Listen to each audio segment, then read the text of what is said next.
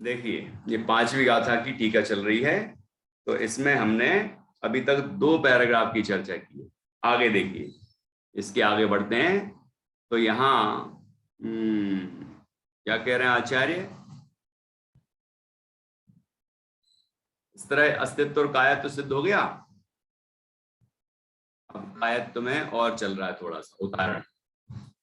ये स्पष्ट हो गया, वहां ऐसी आशंका नहीं करना योग्य नहीं है कि उद्गल के अतिरिक्त अन्य पदार्थ अमूर्त पने के कारण अविभाज्य होने से उनके सावयव पने की कल्पना न्याय विरुद्ध है। ऐसी आशंका करना योग्य नहीं है ना। ये देखो लो, यहाँ पर इधर यहाँ पर ये फुटनोट में लिखा है, अवयवी का क्या अर्थ है ना, निरवयव का क्या अर्थ है, निरपवाद का क्या अर्थ है, अविभाज्य का क्या अर्थ है, जिनके विभाग ना किए जा सकें, ऐसे। ठीक है। प्रदेश तो हमारे भी जो हैं वो भी अविभाज्य हैं, लेकिन ऐसा नहीं समझना कि परमाणु की तरह वो भी एक दूसरे से जुड़ के वो असंख्यात प्रदेशी हो गया होगा, ऐसा नहीं समझना है। क्योंकि पुद्गल में ये संभव है, और पुद्गल में वो स्कंद में अनंत द्रव्य हैं, वो द्रव्य तो अनंत ही हैं। अब उसमें वो स्निग्ध रूक्ष के कारण बंद हो जाता है, ये बात अलग है। और अपन ने ये कौन कौन आते हैं, कोई आता है यहाँ से, लघुजैन सिद्धांत प्रवेशिका में अभी अभी पढ़ा था कि बंध किसे कहते हैं। वो 2 या 2 से अधिक परमाणुओं के बंध को स्कंध कहते हैं। फिर कहा कि बंध किसे कहते हैं, यहां पर जो बंध की परिभाषा है, तो अनेक वस्तुओं में एक पने की कल्पना जिससे हो, उस संबंध विशेष को बंध कहते हैं। वहां पुद्गल का प्रकरण चल रहा है। तो वो स्कंध जो है तो वो अनेक द्रव्य, लेकिन अनेक द्रव्य में एक द्रव्य पना दिखाई देता है। ऐसा लगता है कि एक द्रव्य। ये शरीर कितने द्रव्य हैं, ऐसा अपन कहते थे, एक शरीर है, एक है ना, लेकिन वो एक नहीं है, अनंत परमाणु है वो, अनंत, और सब बिल्कुल अलग अलग द्रव्य हैं। ठीक है। और एक एक द्रव्य में अत्यंत अभाव है, इसलिए ऐसा नहीं समझना कि एक द्रव्य हो गए, वो भी अनंत द्रव्य ही हैं। ठीक। तो लेकिन यहां जो असंख्यात प्रदेश हैं जीव के, तो असंख्यात प्रदेश जो जीव के हैं, वो असंख्यात प्रदेश होने से असंख्यात अलग अलग नहीं हो गए, वो एक ही वस्तु है, एक ही वस्तु, एक द्रव्य है। ठीक है। मुझे ये भी बताना था कि अस्तिका बताने का ये भी प्रयोजन है कि आत्मा भी बहुप्रदेशी है। जैसे सभी द्रव्य 5 अस्तिकाएं बहुप्रदेशी हैं, ऐसे आत्मा भी बहुप्रदेशी है। तो वो असंख्यात प्रदेशी है। असंख्यात प्रदेशी होने से एक प्रदेश में नहीं आ सकता, वो कितनी संकुचित हो जाए, असंख्यात प्रदेश में ही आएगा आकाश के। और कोई ऐसी कल्पना करते हैं कि जीव तो यहाँ मन में स्थित थोड़े से स्थान में रहता है, तो आत्मा ऐसे नहीं रहता, वो असंख्यात प्रदेशी है और पूरे शरीर प्रमाण रहता है ना। तो जब हम अनुभूति करेंगे तो यही अनुभूति नहीं करेंगे, पूरी में अनुभूति होगी, क्योंकि आत्मा असंख्यात प्रदेशी है और असंख्यात प्रदेशों में ही ज्ञान है, असंख्यात प्रदेशों में ही आनंद आएगा। इसीलिए भी जानना जरूरी है कि हम अस्तिकाय हैं। ये पॉइंट पहले याद आ रहा था, फिर मैंने कहते कहते रह गया, अभी बताया। इसलिए अस्तिकाय जानना भी जरूरी है। ठीक है। चलिए अब आगे बढ़ते हैं। आकाश अविभाज्य होने पर भी, देखो, अविभाज्य होने पर भी उसमें यह घटाकाश है, यह अघटाकाश है, मतलब पटाकाश है, ऐसी विभाग कल्पना दृष्टिगोचर होती है। क्या कह रहे हैं, घड़ा जितनी जगह में रखा है वो आकाश को हम उपचार से क्या कहते हैं, घटाकाश, घड़े का आकाश, घड़े आकार हुआ वो आकाश, तो कह देते हैं। पटाकाश, पट मतलब कपड़ा होता है, तो पटाकाश। ठीक। क्योंकि उस पट ने उतने आकाश के प्रदेशों को घेर रखा है, जगह ली हुई है। तो पटाकाश, ऐसे अन्य सभी तरह के नाम रख दो, है ये मकान आकाश रख दो नाम, पंखाकाश, शरीराकाश, मतलब शरीर, ऐसे घटाकाश, पटाकाश, जैसे ऐसे कितने ही नाम हो जाएंगे। तो वो इस अपेक्षा से आकाश में विभाग कर दिया, तो उपचार से विभाग संभव है। ठीक है, वहां ठीक है, आकाश अविभाज्य होने पर भी उसमें यह घटाकाश है, अघटाकाश अर्थात पटाकाश है, ऐसी विभाग कल्पना दृष्टिगोचर होती ही है। यदि वहां कथनचित मतलब विभाग की कल्पना ना की जाए तो जो घटाकाश है वही अघटाकाश हो जाएगा, और वह तो इष्ट नहीं है, मतलब मान्य नहीं है। यदि सर्वथा ही हम इस व्यवहार को ना माने कि घटाकाश पटाकाश कहने का व्यवहार नहीं माने, भेद नहीं करें, अविभाज्य आकाश होने पर भी उसमें विभाग नहीं करें उपचार से, तो फिर क्या होगा कि जो हम घटाकाश कह रहे हैं ना, तो घटाकाश और अघटाकाश में मतलब पटाकाश में अंतर ही नहीं रहेगा। तो जहां कपड़ा रखा है वहीं घड़ा हो जाएगा, घड़ा और कपड़े का अंतर ही नहीं रहेगा कि कहाँ कौन सी चीज रखी है। ठीक है ना, ये हो जाएगा। फिर जीव कहाँ है, पुद्गल कहाँ है, एक सिद्ध भगवान कहाँ रह रहे हैं सिद्धालय में, और अपन लोग कहाँ रह रहे हैं, तो फिर क्या होगा, कौन सा आकाश कहेंगे, वो सिद्धालय है वो, है ना, ये मनुष्य लोक है। तो ये यहाँ आकाश का भेद करेंगे, लोक आकाश, जैसे अपन लोक आकाश अलोक आकाश भेद करते हैं, ऐसे यहाँ भी आकाश का भेद हो जाएगा। मनुष्य लोक में जो आकाश है वो मनुष्य लोक आकाश हो जाएगा, है सिद्ध लोक में जो आकाश है वो सिद्ध लोक आकाश हो जाएगा। उपचारित कथन है ये, जैसे घटाकाश पटाकाश है, और ये उपचार संभव ना हो तो फिर घटाकाश और अघटाकाश एक हो जाएंगे, और ये मान्य नहीं है, क्योंकि दुनिया में ये माना जाता है कि घटाकाश अलग है पटाकाश अलग है। तो इस बात को हम स्वीकार करेंगे व्यवहार से। ठीक है, अब यहां क्या कहते हैं, इसलिए कालाणुओं के अतिरिक्त अन्य सर्व में कायत्व नाम का सावयवपना निश्चित करना चाहिए। कि जो 5 अस्तिकाएं हैं ये कायत्व रूप हैं, और इनके बहुत प्रदेश हैं, और जैसे जीव है तो उसके असंख्यात प्रदेश हैं, और वो प्रदेश जो हैं वो एक एक अवयव हैं, अंश हैं, विस्तार क्रम के अंश हैं। ठीक है, यहाँ पर विस्तार क्रम के अंश हैं। वो विस्तार में ये प्रदेशों का विस्तार देखा जाता है, और प्रवाह में पर्यायों का जो नई नई नई नई पर्याय होती है उसका प्रवाह देखा जाता है। और विस्तार में जो प्रदेश हैं तो उतने ही उसके गुण हैं, विस्तृत पर्याय हैं, सब विस्तृत हैं, लेकिन पर्यायों का प्रवाह कहाँ है, नई नई नई नई नई होती है, यह वह नहीं यह वह नहीं, इस तरह होती है। और जो गुण हैं वो वही के वही, वही के वही, वही के वही होते हैं, और पूरी वस्तु में फैले रहते हैं। वो तो है ही, लेकिन यहाँ मुख्यतः प्रदेशों के फैलाव की है, असंख्यात प्रदेश। ठीक है, और सभी द्रव्यों के जो हैं जीव धर्म द्रव्य अधर्म द्रव्य के असंख्यात प्रदेश, और आकाश द्रव्य के अनंत प्रदेश। ठीक है, और पुद्गल के संख्यात असंख्यात और अनंत तीनों तरह के, इस तरह समझना चाहिए। अब और टीका है क्या, इसी बात को और समझाया है। उनकी जो 3 लोक रूप निष्पन्नता कही है वह भी उनका अस्तिकायपना सिद्ध करने के साधन रूप से कही है, वह इस प्रकार है। वो सरल है विषय, उसको अपन पढ़ते हैं, जो विषय विशेष आएगा उस पर चर्चा करेंगे। पहला,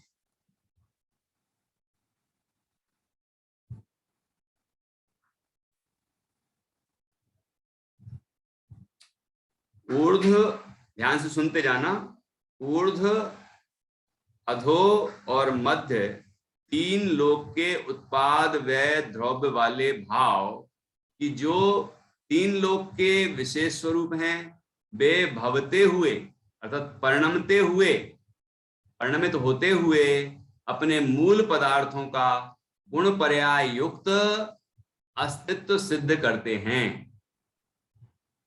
उसी को समझा रहे हैं। तीन लोक के भाव सदैव कथनचित सदृश रहते हैं और कथनचित बदलते रहते हैं। वे ऐसा सिद्ध करते हैं कि तीन लोक के मूल पदार्थ कथनचित सदृश रहते हैं और कथनचित परिवर्तित होते रहते हैं, अर्थात उन मूल पदार्थों का उत्पाद व द्रव्य वाला अथवा गुण पर्याय वाला अस्तित्व है। ये सभी को पूरे तीन लोक को अभेद करके कह रहे हैं। एक सामान्य अपेक्षा कि सभी द्रव्य जो हैं वो द्रव्य रूप से वही के वही रहते हैं, वो पर्याय रूप से बदलते रहते हैं, है ना। उत्पाद व द्रव्य तीनों में ही हैं, सभी पदार्थ हैं। जैसे इन्हीं अपेक्षाओं से तो सादृश्य अस्तित्व और स्वरूप अस्तित्व की सिद्धि होती है, जिसको हम सादृश्य अस्तित्व को महासत्ता कहते हैं और स्वरूप अस्तित्व को अवांतर सत्ता कहते हैं। तो सत्ता की अपेक्षा देखा जाए तो पूरा विश्व जो है वो सत है, तो सत्तामयी है। सत सामान्य की दृष्टि से देखो तो सब सत्तामयी है। ये सादृश्य अस्तित्व हो गया, एक समान अस्तित्व, समान अस्तित्व, है ना। उस समान अस्तित्व को महासत्ता, मतलब इतनी बड़ी पूरे तीन लोक विश्वमयी, ये महासत्ता हो गई। और अवांतर सत्ता अर्थात सबकी अपनी सत्ता अलग है ना। स्वरूप अस्तित्व अर्थ और अवांतर सत्ता एक ही बात है कि मेरा अस्तित्व अलग, आपका अस्तित्व अलग, अणु अणु का अस्तित्व अलग अलग, सब द्रव्य अपने अपने में लीन है, कोई किसी में प्रवेश करता नहीं है। दूसरा पॉइंट, पुनश्च धर्म अधर्म और आकाश, यह प्रत्येक पदार्थ ऊर्ध्व अधो मध्य ऐसे लोक के तीन विभाग रूप से परिणमित होने से उनके कायत्व नाम का सावयवपना है, ऐसा अनुमान किया जा सकता है। प्रत्येक जीव के भी ऊर्ध्व अधो मध्य ऐसे तीन लोक के तीन विभाग रूप से परिणमित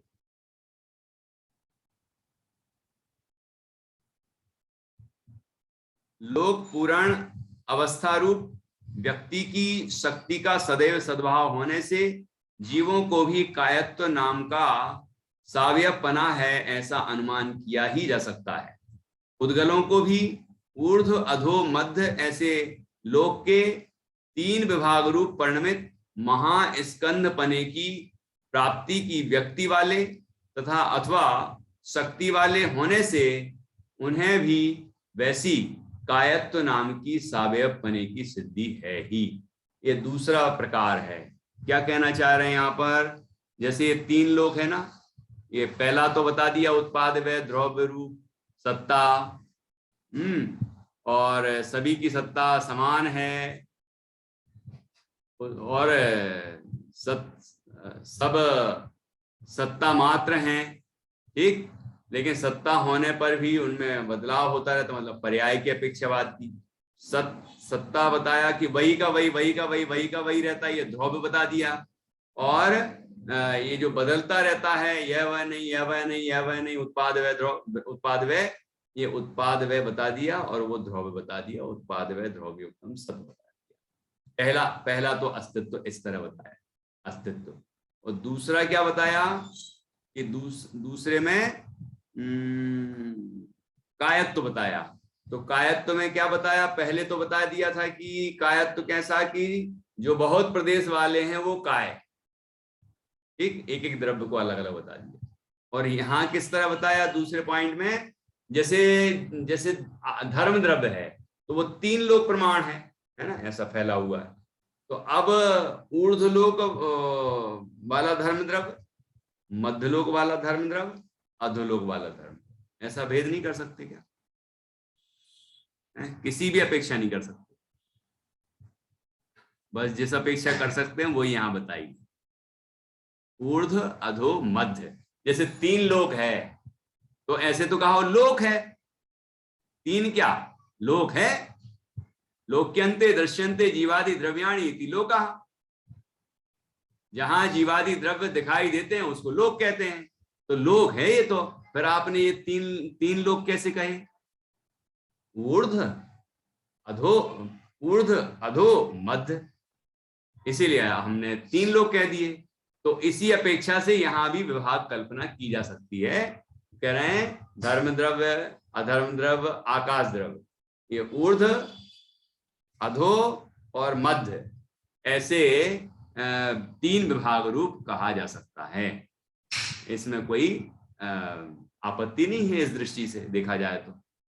ठीक है, यहां पर फुटनोट दिया है, यदि लोक के ऊर्ध्व, अधः और मध्य ऐसे 3 भाग हैं तो फिर यह ऊर्ध्वलोक का आकाश भाग है, यह अधोलोक का आकाश भाग है और यह मध्यलोक का आकाश भाग है। इस प्रकार आकाश के भी विभाग किए जा सकते हैं और इसलिए यह सावयव अर्थात कायत्व वाला है, ऐसा सिद्ध होता है। इसी प्रकार धर्म और अधर्म भी सावयव अर्थात कायत्व वाले हैं। यहाँ कायपना दूसरे तरीके से घटाया। ख्याल में आ गया दूसरा तरीका कौन सा है? जैसे अस्तित्व दूसरे तरीके से घटाया था ऊपर कि सब अस्तित्वमय हैं, सब अस्तित्वमय हैं, अर्थात सब उत्पाद व रूप होकर भी ध्रुव रूप हैं। विश्व वही का वही रहता है लेकिन बदलता भी रहता है, परिणमन होता रहता है। तो ये अखंड विश्व को देखा और उसको हमने इस तरह कहा, गुण और पर्याय सिद्ध किए, उत्पाद व ध्रुव सिद्ध किया।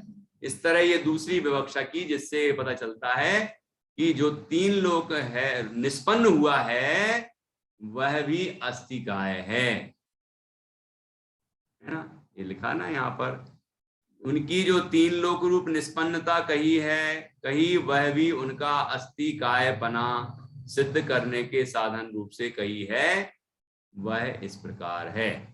3 लोक रूप निष्पन्नता कही। ठीक है, इस प्रकार से हमने ये 5वीं गाथा की चर्चा पूर्ण की। अब 6वीं गाथा यहाँ आएगी कल, और बहुत सुंदर गाथा है ये। ठीक है, ये बहुत प्रसिद्ध गाथा है, इस पर हम कल चर्चा करेंगे। अभी जो चर्चा हुई है इसमें किसी को कोई प्रश्न हो तो पूछ सकते हैं और फिर हम जिनवाणी स्तुति करेंगे।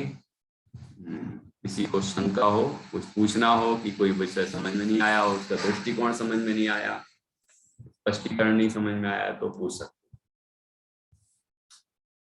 स्पष्ट है विषय, मतलब अलग अलग दृष्टिकोण से अस्तिकायपना सिद्ध किया है तो वो बात हमें समझ में आना चाहिए। और इसमें ये भी समझ में आता है कि पक्ष नहीं ग्रहण करना चाहिए, कि किसी एक पक्ष को पकड़ के नहीं बैठना जाना चाहिए, उसकी दृष्टि को समझना है कि यहाँ के सापेक्षा से अस्तिकाय कहा, वहां के सापेक्षा से एक ही गाथा में 2 जगह अलग अलग अपेक्षाओं से अस्तिकायपना सिद्ध किया। कुल मिला के विश्व अस्तिकाय रूप है और ये 5 द्रव्य अस्तिकाय रूप है, काल द्रव्य को गौण किया। ठीक है, और हम अस्तिकाय को समझ के शुद्ध जीवास्तिकाय को समझें और उसका अनुभव करें, उसमें लीन हो और परम आनंद को पाएं, यही मंगल है। अब हम जिनवाणी स्तुति करेंगे। कौन बोल रहे हैं? निधि जी बोलिए। निज निधि। निज निधि निज में बताई, यह अनंत उपकार है, उसके लिए जिनवाणी माँ को वंदना शत बार है, उसके लिए जिनवाणी माँ को वंदना शत बार। सांग जिनवाणी माता की जय। महान जिन धर्म की नवान।